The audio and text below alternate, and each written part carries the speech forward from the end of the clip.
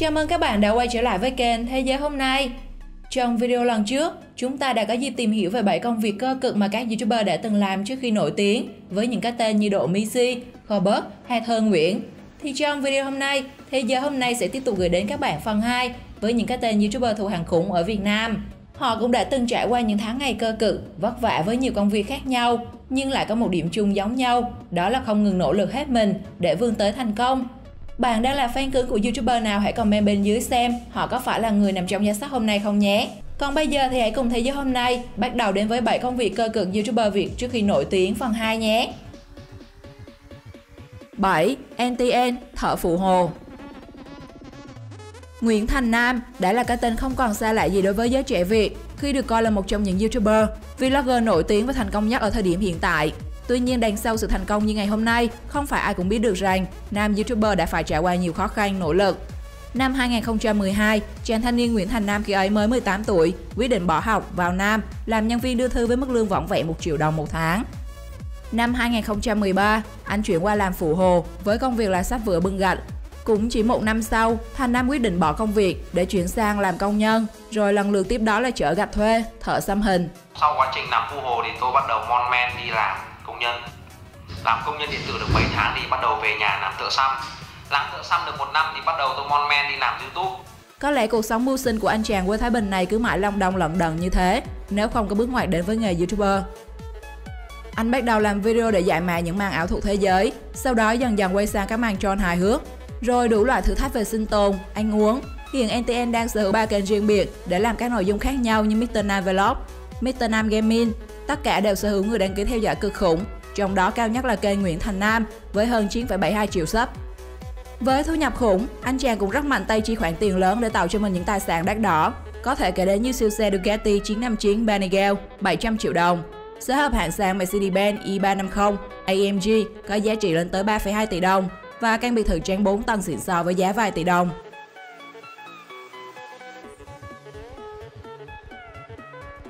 6. Quang Linh Vlog, xưởng nước đá.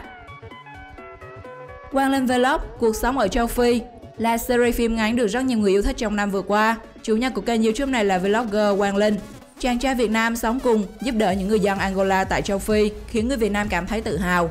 Anh được ví như chàng trai bằng trái tim của mình sưởi ấm lục địa đen. Năm 2016, Quang Linh sang Angola làm công nhân xây dựng và mở xưởng làm nước đá để kiếm sống. Anh bén duyên làm nghề YouTube khi đang làm nước đá tại xưởng đá của anh trai cùng những anh chàng da đen tại Angola. Hình ảnh rất đời thường ở một xứ sở còn lắm khó khăn đã thu hút nhiều người quan tâm. Năm 2018, Quang Linh lập kênh YouTube. Hiện tại kênh của Quang Linh đã có tới 2 triệu người theo dõi và ước tính thu nhập của Quang Linh Vlog hàng tháng sẽ là khoảng 6.500 đô la cho tới 99.000 đô la, tương đương 150 triệu đến 2,3 tỷ đồng. Có thể nói với người dân Angola, Quang Linh tự như ông bụt mang đến rất nhiều phép nhiệm màu khi anh cùng team của mình gây quỹ hỗ trợ trẻ em đến trường, dạy người dân khoan giếng lấy nước, trồng nông nghiệp, cũng như mang đến nơi đây nhiều nét văn hóa độc đáo của Việt Nam.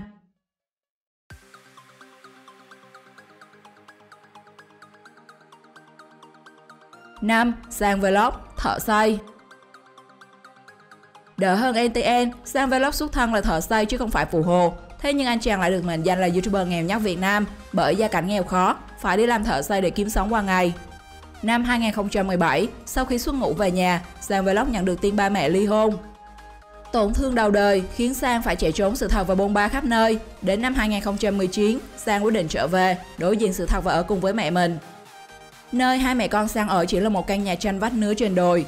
Ngày mưa hai mẹ con phải nhét dẻ dưới sàn để ngăn nước tràn vào và phải lái xô hứng nước phần dột trên mái. Căn nhà không có gì ngoài một chiếc giường bé cho mẹ Sang nằm ngủ, con Sang nằm dưới nền nhà, một góc bếp, một chiếc tivi đời cũ không dùng được. Đây cũng là lúc hành trình của YouTuber nghèo nhất Việt Nam bắt đầu. Chàng trai sinh năm 95 thu hút mọi người bằng những thước phim đơn giản, đậm chất rừng núi nơi anh sinh ra và lớn lên với những câu chuyện về thử thách tâm linh, cùng những món ăn có nguyên liệu hoàn toàn từ 100% thiên nhiên. Ngoài thời gian rảnh rỗi để quay video, Sang đi làm thợ xây kiếm thêm thu nhập trang trải cuộc sống cho hai mẹ con. Sau hơn 1 năm làm YouTube, nhờ nghị lực và lòng quyết tâm, chàng trai sáng dạ, Sang Vlog đã thành công thoát nghèo. Không chỉ có tiền trang trải cuộc sống mà anh còn giúp đỡ những đứa trẻ có cuộc sống khó khăn trong làng.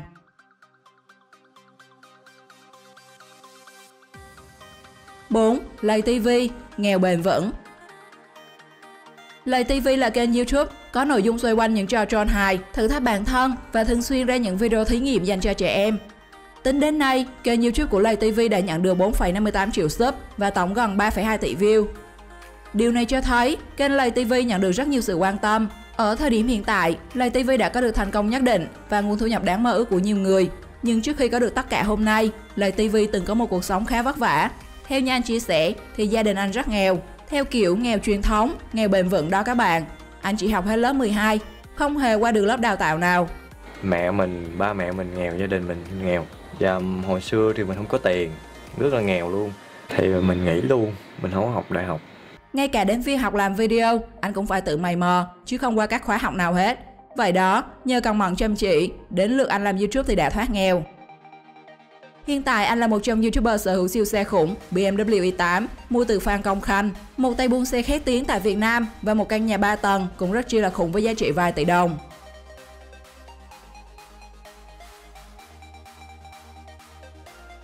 Ba, Dũng City, nhân viên rửa bát. Nếu bạn là người đam mê các trò chơi điện tử và luôn theo dõi các streamer của Việt Nam thì chắc chắn cái tên Dũng City đã không còn quá xa lạ. Nổi tiếng như tài năng không chiêu trò, không câu like câu view, Dũng City có sức ảnh hưởng rất lớn trong làng streamer hiện nay. Hiện tại, trang fanpage của anh đã có gần 116.000 thành viên tham gia. Dũng City có hơn 300.000 người theo dõi tại kênh YouTube cá nhân mang tên Dũng City và thu hút trên 1,57 triệu lượt sub đăng ký trên kênh YouTube trực tiếp game riêng của anh. Tất cả những con số ấn tượng trên phần nào đã chứng minh được sức thu hút của anh chàng với cộng đồng game tại Việt Nam. Dũng City từng là một ẩn số khiến fan không ngừng tìm tòi để giải đáp câu hỏi gã là ai. Bởi dù cái tên Dũng City nổi đình nổi đám, nhưng bản thân streamer 8X lại không hề public thông tin lên mạng xã hội. Anh thường nói mình chỉ là một nhân viên rửa chén cho quán phở ngoài Hà Nội trước khi bước vào nghề streamer. Và sau gần 3 năm làm nghề streamer, năm 2019, Dũng City đã cùng các thành viên trong team Đục đã khai trương quán phở mang tên Đục Quán. Đây là nơi mà Dũng City trở thành một anh rửa bát thuê phục vụ hàng ngàn fan hâm mộ. Ngoài ra thì TTG Shop, cửa hàng phụ kiện chuyên phục vụ game thủ do Dũng City làm chủ, cũng kinh doanh rất hiệu quả. Không những thế, mới đây, Dũng City vừa ra mắt game mới, thể loại game kinh dị có tên Thần Trùng, do 3 thành viên team Đục tự mình phát triển.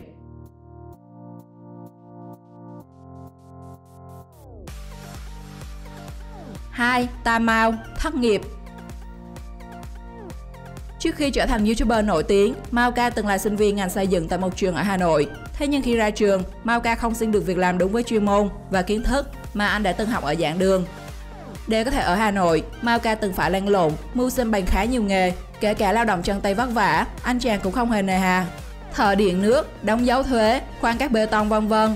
Và rồi anh em Tam Mao nổi lên từ sự kiện dạy chữ cái lớp 1, thay bằng các ký hiệu vuông tròn, tam giác, và anh em Tam Mao đã bắt kịp trend khi các đầu tóc của mình theo kiểu vuông tròn tam giác cực ấn tượng.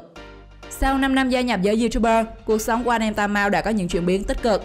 Hiện tại anh em họ sở hữu rất nhiều kênh như Ẩm thực Tam Mao, anh em TNM, Tam Mao TV, tổng các kênh có hơn 5,6 triệu sub. Thời điểm hiện tại, Mao Ca và Mao Đệ đã có thể xây dựng cho họ một ngôi nhà hoành tráng.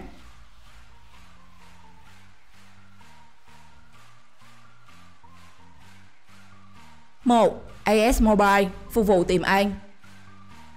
AS Mobile là một trong streamer nổi nhất và thành công nhất của Free Fire Việt Nam. Anh đồng thời là người sáng lập hai đội tuyển Free Fire và liên quân hàng đầu Việt Nam, Hivi.